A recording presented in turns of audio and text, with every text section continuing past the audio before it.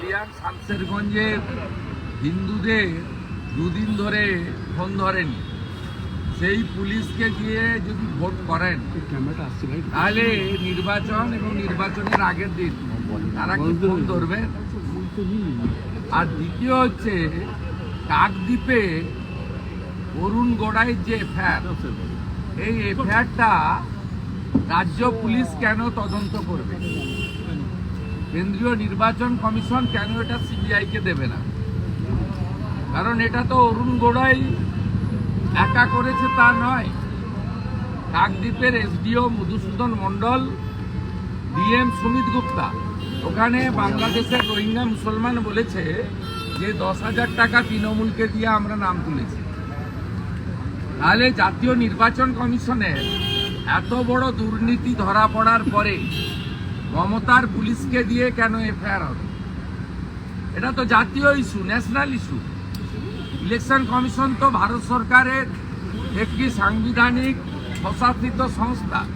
আমরা এই দুটো বিষয় নিয়ে সিওর কাছে এসেছি এবং আমরা খবর পেয়েছি অরুণ গোড়াই ইতিমধ্যে কলকাতা হাইকোর্টে গেছেন এই মামলা সিবিআইকে ট্রান্সফার করার জন্য। কারণ অরুণ গোড়াই, আমি যেটুকু কোর্ট থেকে জেনেছি, তিনি বলেছেন এটা আমি করিনি, আমাকে দিয়ে এসডিও ডিএমরা করিয়েছেন এবং এটা একটা জায়গায় ঘটেনি, গোটা পশ্চিমবঙ্গে কয়েক লক্ষ ভোটার এইভাবে রোহিঙ্গা মুসলমানদের নাম তুলিয়েছে এখানকার প্রশাসন, আইপ্যাক, তৃণমূলের ভোট করানোর জন্য। এতে তারা সুফল পেয়েছে 21 এবং 24 নির্বাচনে। আমরা এবারে এগুলো করতে দেব না, আমরা বেরিয়ে এসে বাকি যাবো। মুর্শিদাবাদে পুলিশের ভূমিকা নিয়ে প্রশ্ন ছিল শুভেন্দুবাবু। দুদিন যদি পুলিশ ফোন না ধরে, আপনি সেই পুলিশকে দিয়ে কেন 26-এর ভোট করবেন? এই তো সিট বলে দিয়েছে যে দুদিন ধরে পুলিশ, রাজ্য পুলিশ মানে মমতা পুলিশ, জনগণের ফোন ধরেনি। তাহলে ভোটের দিন আর ভোটের আগের দিন ফোন না ধরলেই ঝামেলা মিটে গেল, যা আর হয়ে যাবে। তাই তো হয় বাংলায়। আমরা এই দুটো বিষয় নিয়ে এখানে যাব। আমাদের পার্টির প্রতিনিধি শিশির বাজরিয়াও আছেন, চিফ হুইপ শঙ্কর ঘোষ সহ প্রায় 25 জন মতো এমএলএ যারা আজকে বিধানসভায় এসেছিলেন, তারা আমরা যাব। আর ওনাদের আমরা 5টার মধ্যেই শেষ করতে চাই, কারণ ওনাদের 5টা থেকে একটা গুরুত্বপূর্ণ বিষয় আছে। দেখলেন তো আপনারা, শুভেন্দু অধিকারী পরিষ্কার বলেই দিচ্ছেন, তিনি বলেই দিচ্ছে যে কিভাবে রোহিঙ্গাদের এই পশ্চিমবঙ্গের মধ্যে ঢুকিয়ে দিচ্ছে। এই রোহিঙ্গারা এই পশ্চিমবঙ্গের মধ্যে ঢুকছে, আবার ঢুকে এখানে কিভাবে তারা ভোটার কার্ড বানিয়ে নিচ্ছে, কিভাবে তারা ভোট দিচ্ছে, ডকুমেন্টস বানিয়ে নিচ্ছে, ফেক ডকুমেন্ট, তাও কি 10,000 টাকার বিনিময়ে এগুলো হয়ে যাচ্ছে। তো এটা কিন্তু একটা ন্যাশনাল সিকিউরিটি রিজন হয়ে দাঁড়াচ্ছে। শুভেন্দু অধিকারী এটা স্পষ্টভাবে মানুষকে জানিয়ে দিতে চাচ্ছেন, তিনি বুঝাতে চাচ্ছেন যে এটা ন্যাশনাল সিকিউরিটি রিজন হতে পারে, মারাত্মক একটা বিষয় হতে পারে। এটা মানুষের একটা সিকিউরিটি নিয়ে এটা একটা পদক্ষেপ চলছে, এটা মানুষের সমস্যার মধ্যে পড়ে যাবে। তো যে অন্য কোনো দেশের মানুষ আমাদের দেশে এসে মানুষ কি না করতে পারবে, তাহলে যদি অন্য কোনো দেশের লোক এইদিকে চলে আসে ভারতের মধ্যে, সেই ওই মানুষগুলো তো তাদের ভোটের থেকে মানে একটা প্রধানমন্ত্রী পর্যন্ত চেঞ্জ করার ক্ষমতা রাখবে। তাহলে টাক্কা পালাট যেটাকে বলে, টাক্কা পালাট হয়ে গেলে ভাবতে পারছেন যে কি বড় সমস্যা, ন্যাশনাল সিকিউরিটি রিজন হয়ে দাঁড়াচ্ছে। কেন আমি বলছি আপনাদের, আপনারা বুঝুন, এটা একটা খুবই বিপজ্জনক বিষয়, এটা নিয়ে কিন্তু ভাবা দরকার।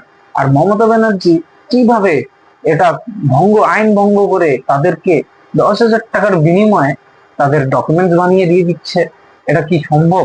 তো এর সঙ্গে সঙ্গে কিন্তু শুভেন্দু অধিকারী পরিষ্কারভাবে বলে দিচ্ছে যে মুর্শিদাবাদে যেভাবে দাঙ্গা হয়েছে, মালদায় যেভাবে দাঙ্গা হয়েছে মুসলিমদের, তো পুলিশ যেখানে ব্যর্থ, সেগুলো তাদের ফোন তোলে না, তারা ফোন করেছিল, ফোন পর্যন্ত তোলে নাই তাদের, যে তাদের প্রোটেকশন দিতে হবে সে কথা মাথায় না রেখে তাদের ফোন না তোলা, এটা কিন্তু পুলিশের একটা ব্যর্থতা দেখা যাচ্ছে।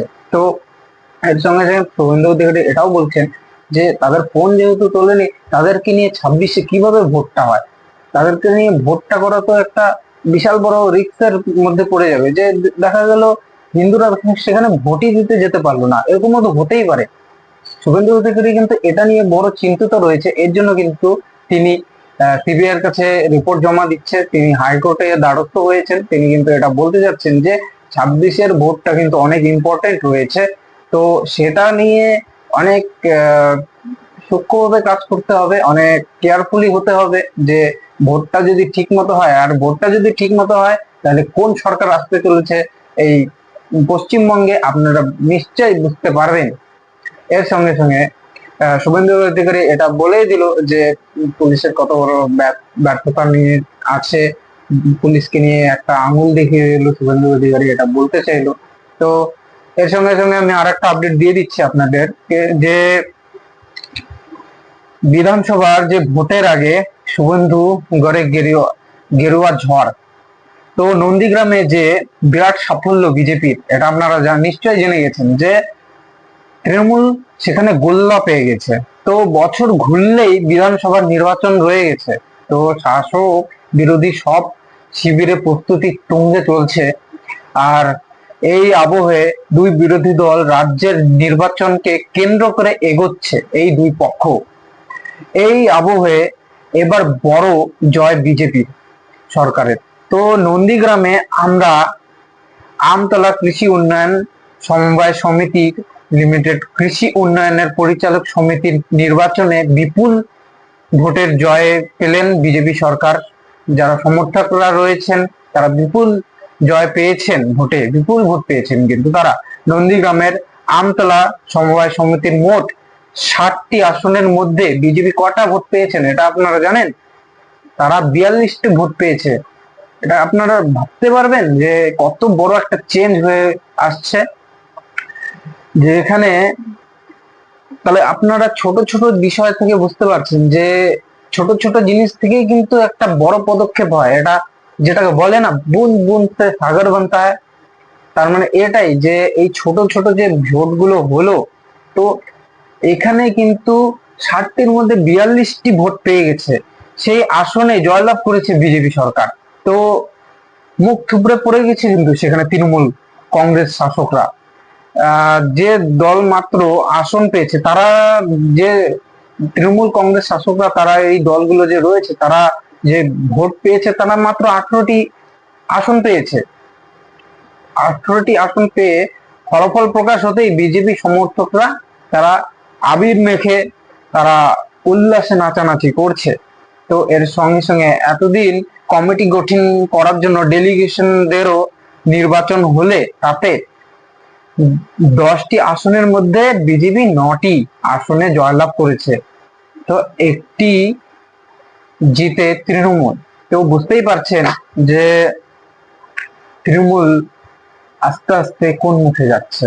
তো এর সঙ্গে সঙ্গে যে যে ভোটটি হলো, বিধানসভা ভোটের আগে যে ভোট হলো, সেখানে আপনারা ভাবছেন যে সেখানে ঝামেলা হয়নি, মারধর হয়নি, সেখানে ভাঙচুর হয়নি।